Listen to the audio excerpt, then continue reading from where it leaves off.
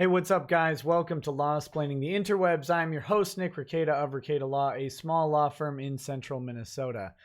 I am here to do an update on the Quartering's lawsuit against Matt Loader. And I did a live stream going through the two statements between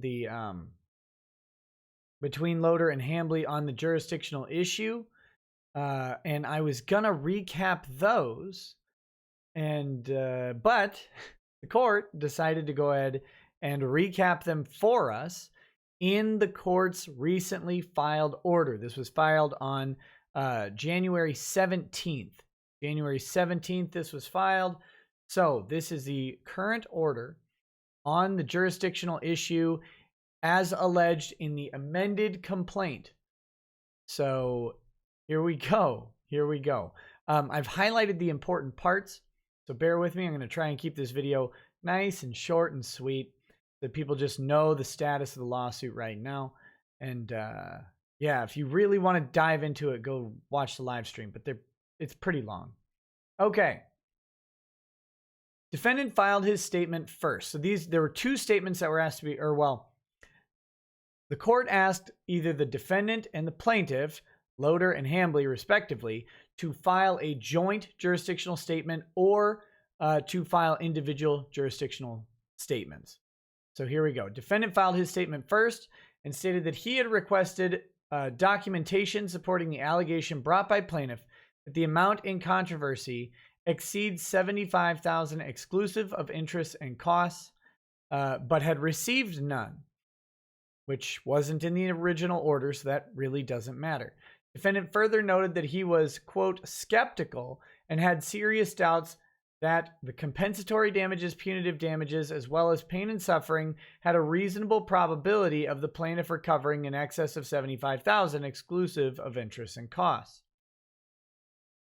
Subsequently, the plaintiff filed his jurisdictional statement in which he alleged that he has, quote, compensatory damages of over $350,000 and additional punitive damages of not less than $50,000 under Indiana law, and gave additional details regarding the damages he alleges as a result of his assault and battery by defendant.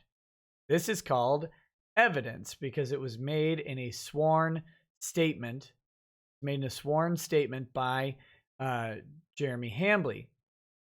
And the reason I point out that the following is evidence is because people are going to probably mix that up.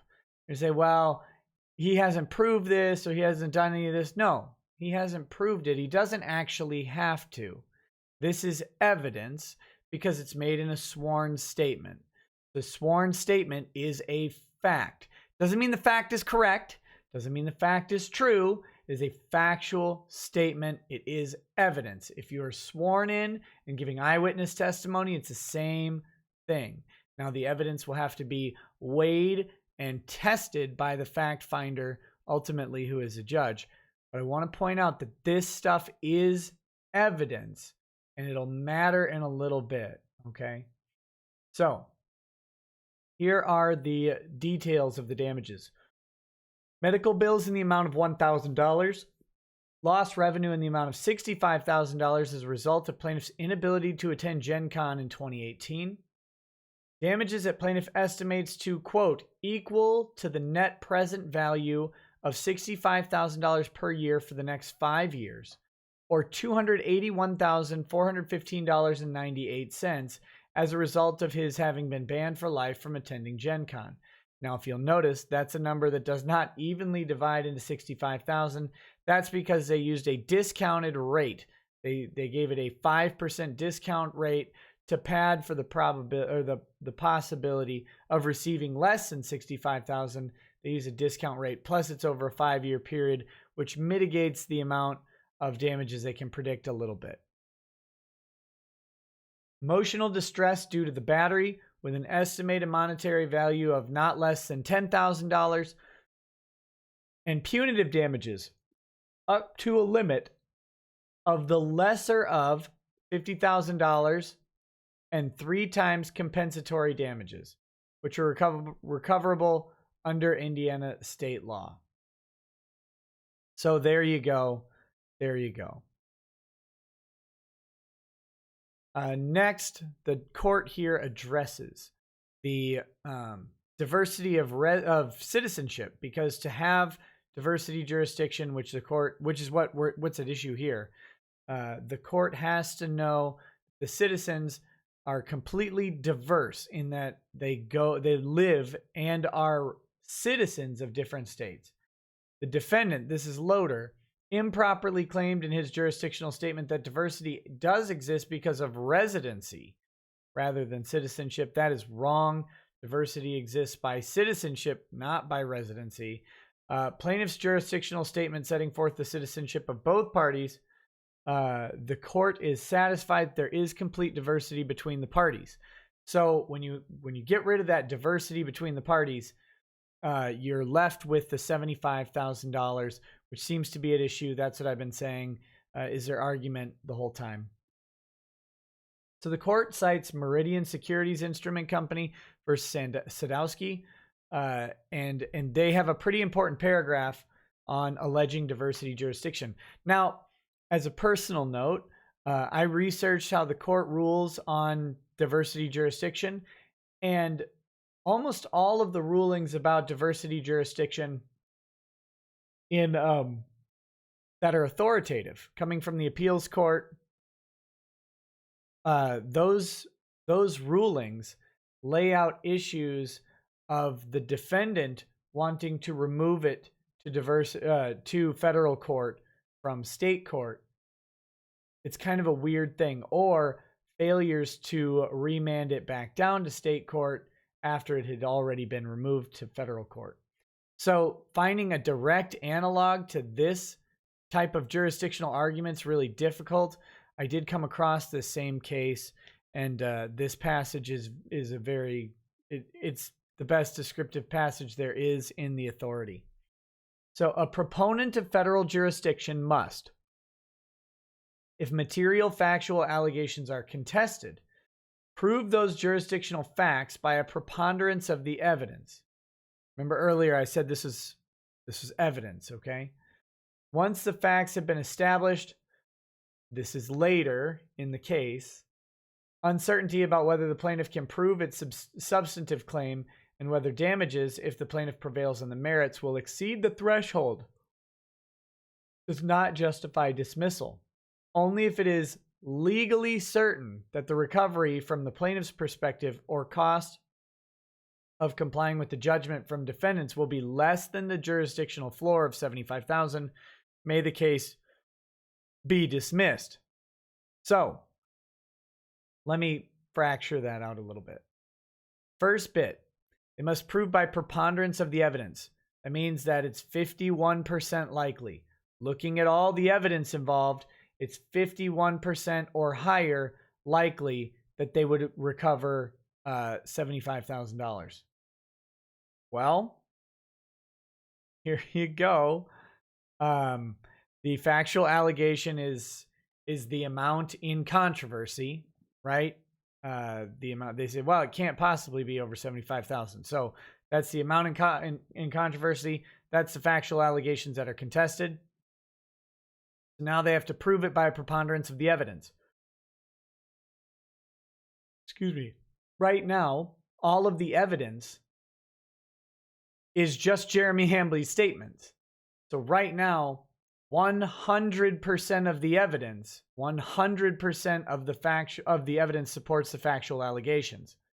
There has not been any contest to it, and the court's going to talk about that in just a second. I'll let them do it, but the next part of this statement is talking about once everything is laid out, the fact that it's possible the plaintiff won't recover the $75,000 doesn't defeat diversity jurisdiction. It's only that the plaintiff could recover in excess of $75,000.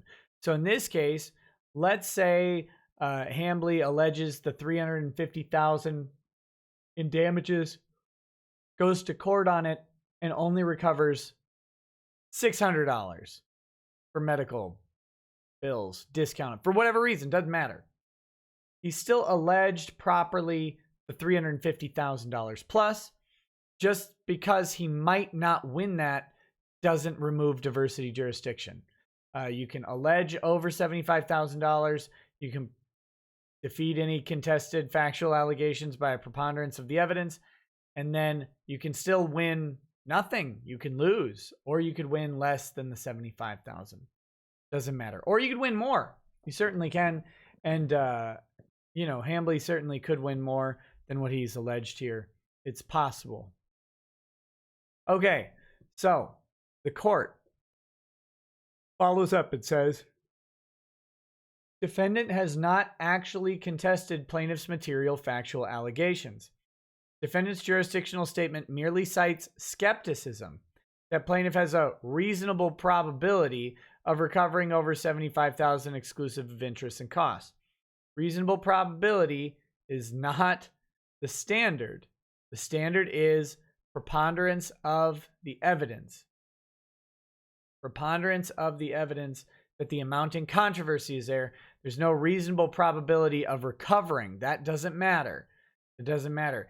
It could be unreasonable, an unreasonably low probability of recovering the amount in controversy. It only matters if it's legally certain that they can't recover it for whatever reason. For example, if you have, here's a legal certainty. If you have two claims in the complaint and one of them is outside the statute of limitations, but the other is within. Say you have a $50,000 claim that happened 15 years ago, and then another $50,000 claim that happened 2 years ago. And the 2 years ago one is within the statute of limitations, and the other one is outside. Well, it's legally certain that you can't recover on the part that's barred by the statute of limitations, so that has to be ignored. That's how that works out. You have to have a legal certainty, not doubt, not probability, not something like that. The ultimate result here is that if the defendant wants to actually challenge what's going on here, the defendant must file a motion to dismiss based on jurisdiction, and that has to be done by February 1st, 2019. So the court has laid out what needs to happen. The defendant's pleadings and the defendant's response to the court on jurisdiction were very, very confusing. Their jurisdictional statement was pointless. It just said, nuh-uh. That's not really how that works. Plus, this should have all been done by motion anyway. But, here we are. Here we are now. That's the state of the case. That's the state of the case. So I hope you guys find this useful. Of course, I will be following up on February to see if they file that motion to dismiss based on lack of subject matter jurisdiction, because of lack of diversity jurisdiction, mainly due to the amount in controversy. They're going to have a really, really hard time alleging negative facts, right? Hambly has put up sworn statements of how much he has made and then reasonably laid out some methods for calculating those things. So if they're going to contest this on jurisdictional grounds, they're going to have to come up with something more solid than nuh-uh. They're going to have to say why their calculations are incorrect. They'll have to back them up with authority. They'll have to challenge the amount that he was paid, which is going to be really hard because he only has data he's the only one with data for that. Stuff like that's got to happen. We're probably going to be getting past jurisdictional jurisdictional dispute and moving forward with the lawsuit. If I had to guess, which I don't, but I'm pretty sure they're going to have diversity jurisdiction. It only really makes sense. And courts are supposed to liberally construe it in favor of the diversity jurisdiction. So we'll see. We'll see how this goes. Thank you all for watching. There's not really much left to talk about on this case, but I did want to give an update.